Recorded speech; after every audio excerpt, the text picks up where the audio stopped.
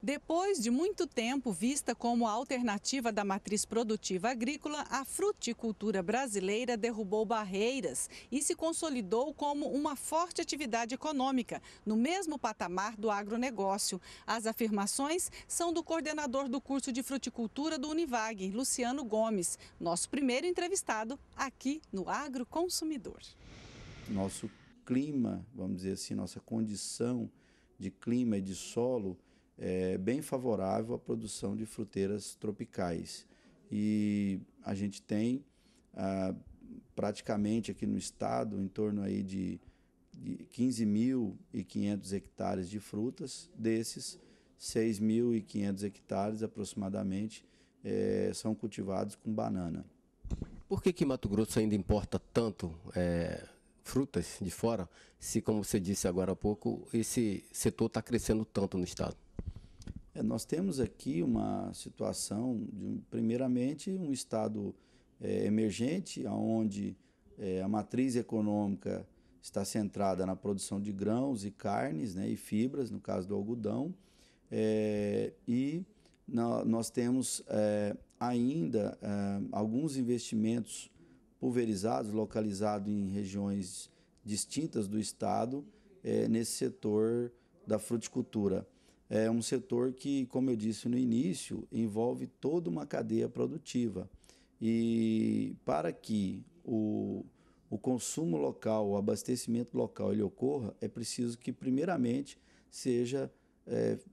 aconteça um processo de organização da produção. Nós temos visto que as redes de supermercado, as redes de varejista, atacadista, têm interesse na produção interna. Ocorre que a produção interna ela precisa ter uma regularidade, ou seja, uma constância de fornecimento de produto, né, de frutas para essas grandes redes. E isso aqui muitas das vezes não acontece, né, por conta de que o nosso produtor precisa se organizar em termos de ofertar volume para atender o mercado local e regularidade, ou seja, sempre ter o fornecimento. Nós temos uma condição climática, um regime de chuvas bem definido, uma estação seca, outra chuvosa, e é necessário de que esses investimentos eles estejam agregados o fator da irrigação para que esses produtores consigam abastecer, produzir em escala durante o ano inteiro e abastecer o mercado local. Luciano, nós temos também aí um quadro de rentabilidade, de geração de empregos dentro da fruticultura, né? Como é que está isso aqui no estado de Mato Grosso? Isso, nós temos alguns números aqui do Instituto Brasileiro de Fruticultura que aponta para a viabilidade, a rentabilidade da fruticultura como atividade agroeconômica. Então, para se ter uma ideia, no setor de grãos, enquanto se tem uma média dentro, por exemplo, da cultura como arroz, de 4 toneladas por hectare, com a rentabilidade em torno de $300 por hectare ano, segundo esse estudo do IBRAF, na cultura da bananeira, por exemplo, a banana produz 40 toneladas por hectare, com uma rentabilidade de $12.500 por hectare. Nós temos, por exemplo, como o maracujá, em uma média de 12 toneladas por hectare, com a rentabilidade bruta de $9.000 por hectare. Então, isso mostra o diferencial em termos de produtividade por área cultivada e rentabilidade bruta. Conferindo esses números, nós temos aqui, por exemplo, na cultura da mangueira, 35% do custo de produção se refere à mão de obra. Na cultura da uva, 45% do custo de produção é mão de obra. Na banana, 35% do seu custo é mão de obra. Goiaba, 40%. Coco, 35%. Acerola chega a 60%, o que representa a mão de obra dentro do custo de produção, mostrando que são atividades, né, que demandam um intenso uso de mão de obra. Como aqui, por exemplo, quando se fala em geração de empregos, né?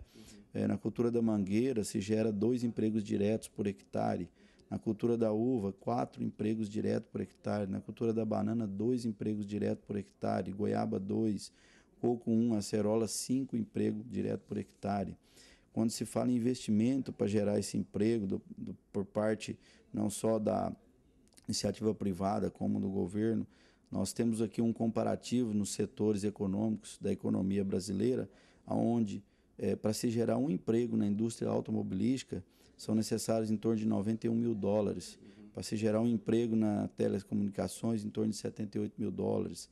No turismo, 66 mil dólares. Nos bens de consumo, 44 mil dólares. Na indústria química, para se gerar um emprego, é necessário em torno de 220 mil dólares. No setor metalúrgico, 145 mil dólares. E na fruticultura, em torno de 6 mil dólares para se gerar um emprego, mostrando que é um setor que, com menos investimento, você consegue gerar um emprego nesse segmento. Apesar de alguns avanços, a fruticultura mato-grossense reclama a falta de apoio tecnológico e de incentivos para a exportação dos seus produtos. É o caso dos pequenos produtores rurais de Poconé, na região do Pantanal de Mato Grosso, onde a fruticultura tem como base o plantio de bananas e abacaxi. A fruticultura é viável, sim, porque nós temos aqui um clima favorável em termos de temperatura, nós temos água um período, mas com irrigação, claro, porque a fruticultura, se a gente quer uma boa fruticultura, precisa de uma irrigação. E em pequena área nós conseguimos obter um bom recurso para viver dela, sim. E qual é a maior dificuldade hoje do pequeno produtor aqui em Poconé, por exemplo, o seu caso? Em geral, aqui o pequeno agricultor, ele planta mais banana e abacaxi, que são duas culturas mais simples, mas o problema maior é a absorção de tecnologia, né? A banana, como é uma cultura já de pai para filho, eles não conseguem absorver novas técnicas, eles plantam da mesma maneira, não faz tratamento nenhum, não faz adubação. Então nós temos uma produtividade em média aqui muito baixa. Produtores de fora parece que têm mais acesso ao mercado interno que propriamente vocês que são daqui da terra. Nós tivemos problemas quando mandamos abacaxi para outro estado, que aqui não tem cobrança, com a barreira lá nos atacaram, ficaram 2 dias enrolando lá, nós perdemos a hora de entrega do produto no outro estado. Então, para mandar para fora é um pouquinho complicado se a gente não tem essa linha já fechada, a gente aventurar é um pouquinho complicado. Nós vamos para um rápido intervalo e voltamos com o agroconsumidor. Mas antes, recomendamos o livro Um Girassol no Campo de Trigo, do escritor, engenheiro florestal e técnico da Embraer, Antônio Rocha Vital. A obra conta a história de combatentes na guerrilha do Araguaia, em 1972 a 1974, no sul do Pará, divisa com Mato Grosso. Para obter o livro, entre em contato com Antônio Vital, na sede da Embraer, em Cuiabá. Nós conhecemos o Mato Grosso da Amazônia, do Araguaia, do Cerrado e do Pantanal. Trabalhamos todos os dias para chegar até você alimentos de qualidade, livres de pesticidas e contaminantes biológicos. Estamos presentes em cada propriedade rural, indústrias de alimentos de fibras e de energia. Nós somos engenheiros agrônomos. Estamos de volta abordando as questões na fruticultura. E para desmistificar mitos que a fruticultura é prática de pequenas propriedades rurais, a Sociedade Brasileira de Fruticultura, a SBF, promove de 24 a 29 de agosto deste ano o 23º Congresso Brasileiro de Fruticultura. O evento acontece no Centro de Eventos do Pantanal, em Cuiabá, com o tema central Oportunidades e Desafios para o Brasil. A fruticultura tem contribuído de forma positiva na balança comercial brasileira, com números expressivos na exportação de várias frutas, além do consumo interno, que é um fator preponderante para a arrecadação nacional. Atualmente, a exportação do suco de laranja movimentou mais de R$1 bilhão, mantendo o país como o segundo produtor da fruta no mundo. Mas o Brasil arrecadou outros R$700 milhões com a exportação de frutas frescas, como aquelas que consumimos em mercados e feiras livres. A maçã, melão, limão, uva, manga, banana, abacaxi, entre outras. Elas são responsáveis pela geração de emprego e renda em todas as regiões do Brasil, incluindo Mato Grosso. O 23º Congresso Brasileiro de Fruticultura está sendo coordenado pelo professor da UFMT, João Valente. Ele acredita no legado do Congresso para chamar a atenção dos órgãos vinculados à fruticultura, como forma de novos incentivos ao setor.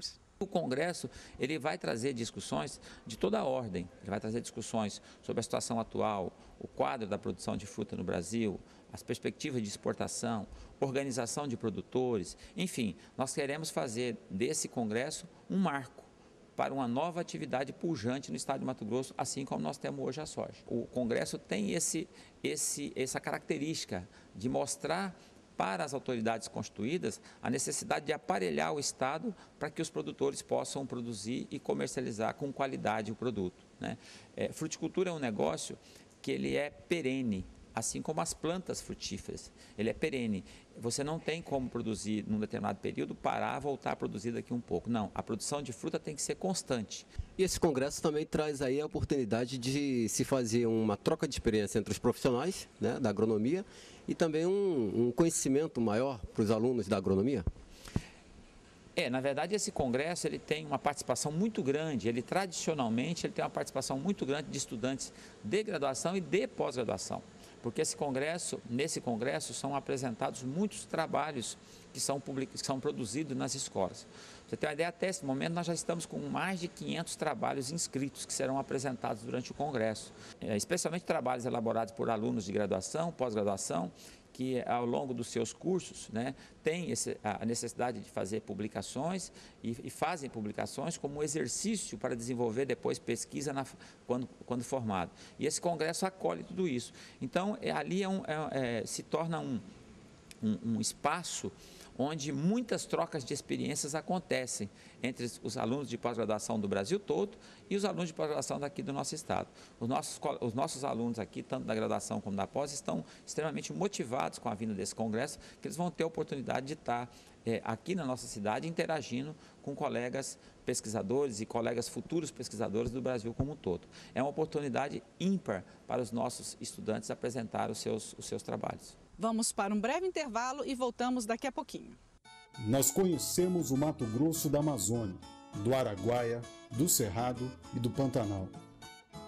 Trabalhamos todos os dias para chegar até você alimentos de qualidade, livres de pesticidas e contaminantes biológicos. Estamos presentes em cada propriedade rural, indústrias de alimentos de fibras e de energia. Nós somos engenheiros agrônomos.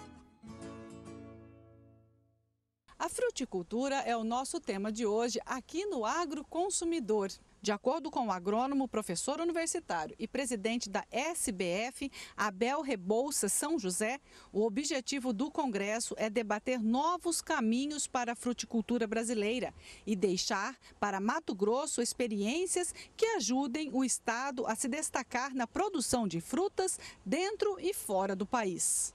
Nós, da Sociedade Brasileira de Fruticultura, reunimos os técnicos, especialistas, professores, pesquisadores, estudantes de graduação, de pós-graduação, de vários lugares do Brasil e do mundo, com o objetivo de sempre debater as questões ligadas à fruticultura, já que é uma atividade que tem um interesse não apenas econômico para o país, mas também tem um interesse muito importante hoje em dia para a questão da alimentação saudável da população brasileira e, claro, da população mundial. Nosso objetivo é fazer com que a gente possa discutir aqui no estado de Mato Grosso os principais problemas relacionados à fruticultura. É um estado que não tem uma grande tradição de produção de frutos, mas tem já frutas cultivadas. Nós já temos algumas regiões que produzem muitas frutas aqui no estado de Mato Grosso, mas ainda o Mato Grosso depende muito da importação de frutas de outros estados para completar a sua demanda.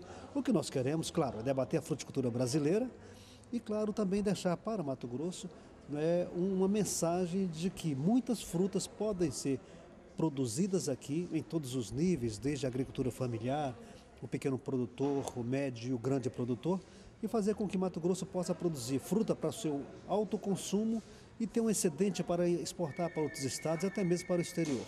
E sabe-se também que a fruticultura no Brasil, ela tem um mito, né, que ela é mais da propriedade rural pequena, né, e não do grande, né? Mas como você falou aí que já tem uma produção de grande escala, É possível que o Mato Grosso também se torne, ou o Brasil se torne realmente uma potência como existe no agronegócio, a soja, né, no mundo dos grãos? Eu diria o seguinte, que a fruticultura no Brasil já é uma realidade, né, como um país grande produtor de frutas. Na verdade, o Brasil é o terceiro maior produtor mundial de frutas. O Brasil perde apenas para a China e para a Índia. Depois o Brasil é o terceiro maior produtor. Evidentemente que nós produzimos uma fruta muito voltada para o consumo interno. Isso é bom também, porque nós produzimos fruta para a alimentação da nossa população. Banana, por exemplo, a gente quase não exporta. Exportamos menos de 2% de tudo que nós produzimos no Brasil. E essa exportação é pequena, especialmente para a Argentina, para o Uruguai, outros países que a gente quase não exporta a banana. Então, quase tudo, 98% ou um pouco mais do que isso, da banana produzida no Brasil é consumida internamente. Isso é muito positivo. A nossa laranja já é uma coisa mais comercial para exportação. O Brasil é o maior produtor mundial de laranja e também o maior produtor e exportador de suco concentrado de laranja. Então isso dá ao Brasil essa condição de ser o país mais importante da citricultura mundial, mais que os Estados Unidos, mais do que a Espanha, mais do que o Japão, que também são produtores importantes de citros. É claro que quando a gente fala de citricultura, tem algumas plantas cítricas e algumas outras fruteiras que praticamente são desenvolvidas por pequenos produtores, até mesmo em nível de agricultura familiar. Quer dizer, produtor aí de meio hectare, de 1 hectare e até 5 hectares, são pequenos agricultores em que algumas atividades são bem desenvolvidas, bem adequadas para esse tamanho de produtor. Por exemplo, maracujá, produção de pinha, produção de graviola e uma série de outras fruteiras que nós cultivamos e que dificilmente um grande produtor vai conseguir levar adiante. São tipicamente de pequeno produtor. E o Brasil desponta nisso. Por exemplo, o Brasil é um dos maiores produtores mundiais de graviola, de pinha, de maracujá. É o maior produtor mundial de maracujá, é o Brasil, mas é o maior consumidor mundial também. A gente chega até a ter que importar, às vezes, da Colômbia, do Equador, um pouco de suco concentrado de maracujá para abastecer a nossa demanda. Ou seja, tudo isso pode ser produzido em qualquer estado brasileiro, como em Mato Grosso, pode ser produzido sem nenhum problema e isso facilitar, a nossa balança comercial. Chegamos ao final do Agroconsumidor e você sabe que pode rever a nossa matéria aqui na TV Assembleia, no YouTube e no Facebook agroconsumidor.com. Eu te espero na próxima edição. Até lá!